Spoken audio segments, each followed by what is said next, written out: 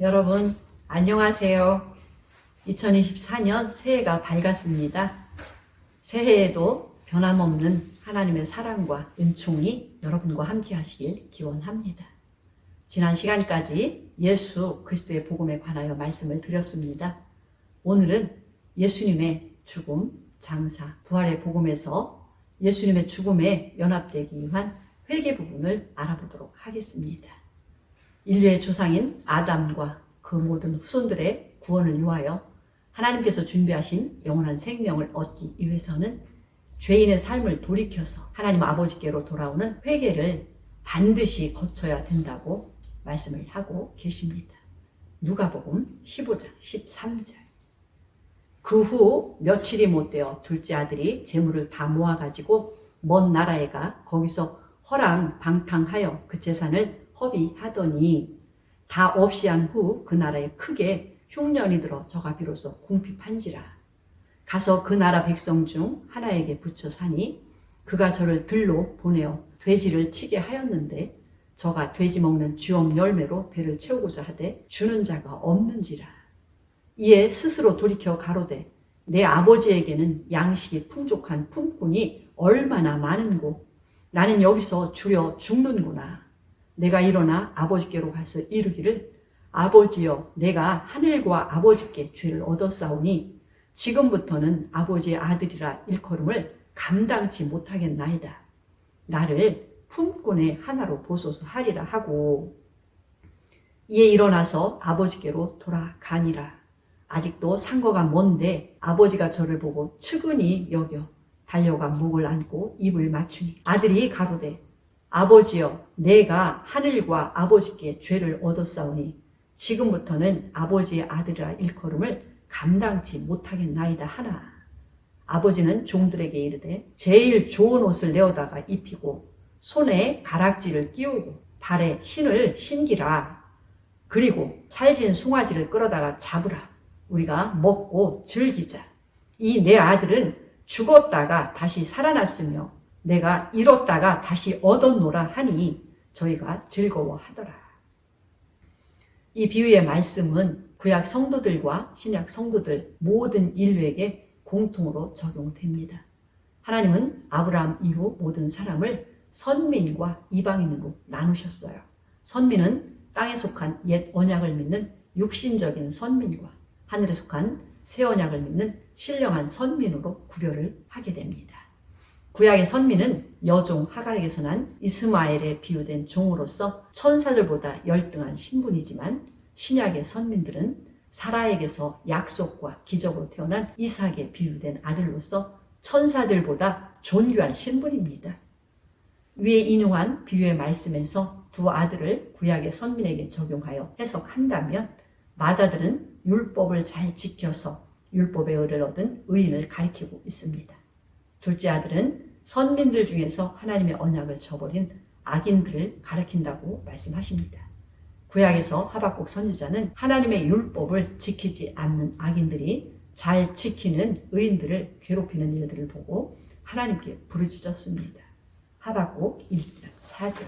이러므로 율법이 해이하고 공의가 아주 시행되지 못하오니 이는 악인이 의인을 에워쌌으므로 공의가 굳게 행함이니이다. 아담으로부터 아브라함 이전까지도 아벨과 같은 의인이 있었고 가인과 같은 악인이 항상 있었습니다. 하나님은 선민들 중에서도 언약을 버린 악인들에게 하나님 아버지께로 회개하고 돌아오라고 부르셨어요. 시편 7편 12절. 사람이 회개치 아니하면 저가 그 칼을 가르시며 그 활을 이미 당기어 예비하셨도다. 시편 기자는 회개하여야 할 자가 회개하지 않으면 하나님께서 칼을 가르시고 활을 당겨서 예비하신다고 말씀하셨고 사랑과 공의의 하나님께서는 죄악으로 인하여 자기 백성들의 영혼이 멸망받는 것을 원치 아니하시므로 악한 뜻을 버리고 하나님께로 돌아오라고 선지자들을 통하여 촉구하셨고 만약에 돌이키지 않으면 죄로 인하여 패망할 것이라고 경고하셨습니다. 이와 같은 부르심은 말라기 때까지 계속되었고 인자와 긍휼이 한이 없으신 하나님께서 독생자를 통해 새 언약을 세우시고 온 세상 모든 죄인들을 부르시게 됩니다. 말라기 4장 5절. 보라, 야훼의 크고 두려운 날이 이르기 전에 내가 선지자 엘리야를 너희에게 보내리니 그가 아비의 마음을 자녀에게로 돌이키고 자녀들의 마음을 그들의 아비에게로 돌이키게 하리라.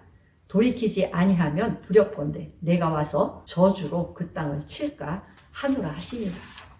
예수님은 침례 요한을 가리켜서 말라기가 예언한 엘리야의 심령과 능력으로 와서 아버지의 마음을 자녀에게로 돌이키시게 하고 자녀들의 마음을 아버지께로 돌이키게 하는 사역을 할 것이라고 예언한 그 선지자라고 하였습니다. 누가복음 1장 16절. 이스라엘 자손을 주 곧 저희 하나님께로 많이 돌아오게 하겠습니다. 저가 또 엘리야의 심령과 능력으로 주 앞에 앞서가서 아비의 마음을 자식에게 거스리는 자를 의인의 슬기에 돌아오게 하고 주를 위하여 세운 백성을 예비하리라. 침례 요한이 준 회개의 침례는 하나님 아버지의 마음을 죄인들에게로 돌이키시게 함으로써 그들에게 돌아오라고 간절히 부르시며 밤낮으로 기다리시게 한 것입니다. 마태복음 11장 13절. 모든 선지자와 및 율법에 예언한 것이 요한까지니 만일 너희가 즐겨 받을진대 오리라 한 엘리야가 곧 이 사람이라. 침례 요한이 회개의 침례를 주어 야훼의 길을 예배한 사역은 회개하고 예수님을 영접할 때 아버지께서 그들 안으로 들어오시고 그들도 아버지 안에 들어가서 하나님과 영원히 하나가 되게 하는 새 언약의 준비 과정이었어요. 그러므로 예수님 당시 옛 언약의 선민들도 회개하고 새 언약의 선민이 되어야 했습니다. 옛 언약은 완전한 죄사함을 줄 수 없는 연약한 법이었습니다. 율법의 의는 완전한 의가 아니기 때문에 침례 요한이 전한 회개의 침례를 받고 새 언약에 속한 예수님께로 가서 완전한 죄 사함과 하나님의 의를 얻어야 하였습니다.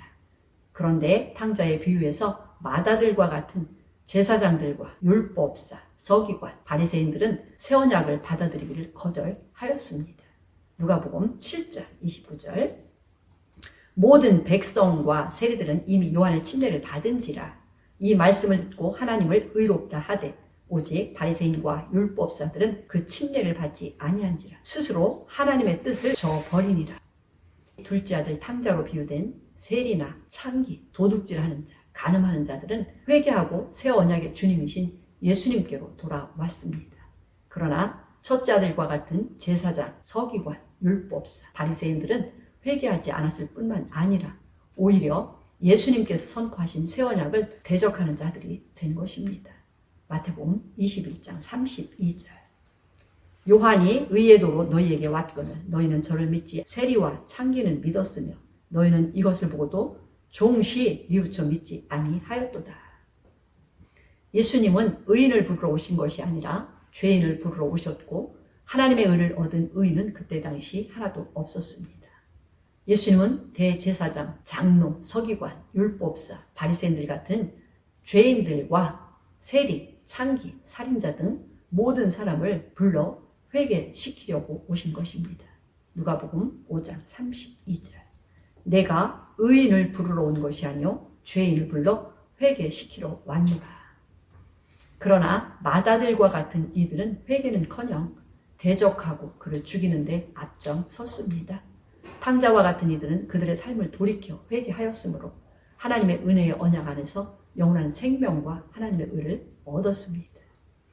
하나님은 죄인을 구원하시기 위해 부르시고 그들과 언약을 맺으셨고 그들의 하나님이 되셨습니다. 하나님과 언약을 맺은 자들을 가리켜 선민이라고 부르셨어요. 하나님도 없고 소망도 없고 언약이 없이 버려진 자들을 가리켜 이방인이라고 부르셨습니다. 하나님은 아브라함에게 본토, 친척, 아비집을 떠나라고 말씀하셨는데요. 사실상 이것은 새 언약인 천국 복음에서 회개의 그림자와 모형이 됩니다. 이번에는 앞에 인용한 탕자의 비유에서 두 아들을 선민과 이방인을 가리키는 또 다른 면을 보도록 하겠습니다. 구약의 선민들은 큰 아들에 비유되고 이방인들은 탕자에 비유되었는데요. 하나님은 구약 시대에도 아브라함의 후손들이 구약의 말씀을 순종함으로써 복을 받는 것을 보고 이방인들이 옛 언약 안으로 들어오기를 원하셨습니다. 이방인들 가운데 탕자가 돌아온 것처럼 회개하여 옛 언약에 돌아온 사람들의 대표적인 사람이 모압 여인 룻입니다. 신명기 23장 3절에는 모압 사람은 영원토록 야훼의 총에 들어오지 못할 것이라고 선포하셨어요. 그런데도 룻은 시어머니의 믿음을 따라 하나님의 언약 안에 들어왔으며 예수님의 족보에까지 오른 복을 받은 여인입니다. 예수님의 족보에 오른 여인 바세바의 남편인 우리아는 햇 사람이었지만 다윗의 충직한 장군이었고 하나님의 언약 안으로 개종함으로써 영원한 생명을 약속받았어요. 이러한 영원한 소망을 얻는 것은 니느웨의 사람들이 회개로 잠시 육신적인 구원을 받아 세상에서 얼마 동안 생존하는 것과는 비교가 되지 않습니다. 신약이 선포된 이후에는 이방인으로서 큰 죄인일지라도 하나님의 언약 안으로 들어와 구원을 얻을 수가 있습니다. 그러므로 이미 요한에게서 회개의 칭례를 받은 혈통적 선민이나 이방인들은 하늘의 선민이 되기 위하여 회개하고 복음을 믿어야 합니다. 사도 베드로와 모든 사도들은 이 회개를 생명을 얻는 회개라고 했습니다. 사도행전 11장, 18절. 저희가 이 말을 듣고 잠잠하여 하나님께 영광을 돌려 가로되 그러면 하나님께서 이방인에게도 생명 얻는 회개를 주셨도다 하니라. 그 신약적 회개는 예수님의 죽으심과 장사와 부활에 연합되기 위한 죽음이 따르는 회개라고 로마 교회에게 바울이 증거하고 있어요. 이방인을 위한 사도 바울은 1차 선교 여행에서 세웠던 갈라디아 교회에게 편지를 기록하여 새 언약 안으로 들어가 하나님의 영원한 생명을 얻는 회개가 무엇인지 설명을 해주었습니다. 갈라디아서 5장 24절. 그리스도 예수의 사람들은 육체와 함께 그 정과 욕심을 십자가에 못 박았느니라. 갈라디아서 6장 14절. 그러나 내게는 우리 주 예수 그리스도의 십자가 외에 결코 자랑할 것이 없으니 그리스도로 말미암아 세상이 나를 대하여 십자가에 못 박히고 내가 또한 세상을 대하여 그러하니라. 이제 결론을 맺겠습니다.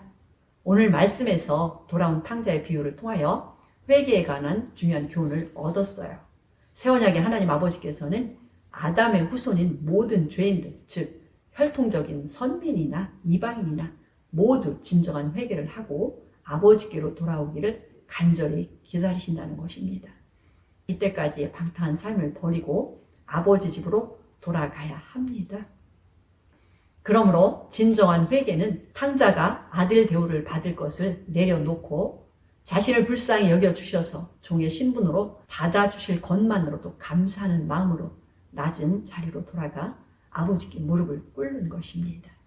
아버지 집으로 돌아왔다면 아버지의 무슨 말씀이든지 종처럼 온전히 순종하겠다는 겸손한 마음을 가져야 한다고 교훈하고 있습니다. 새 언약의 회개는 십자가에 죽는 것, 즉 육체와 세상의 욕심, 탐심, 명예 등등을 버림으로 자기를 부인하는 삶, 예수님의 살과 피를 먹는 삶을 끝까지 지킴으로 나는 죽고 예수 그리스도께서 자기 안에서 사시는 믿음으로 사는 삶입니다. 하나님께서는 돌아온 모든 탕자들의 과거를 잊어버리시고 받아들인 예수님과 함께 하나님의 영광의 후사로 삼아주신다고 약속을 하셨습니다. 아멘.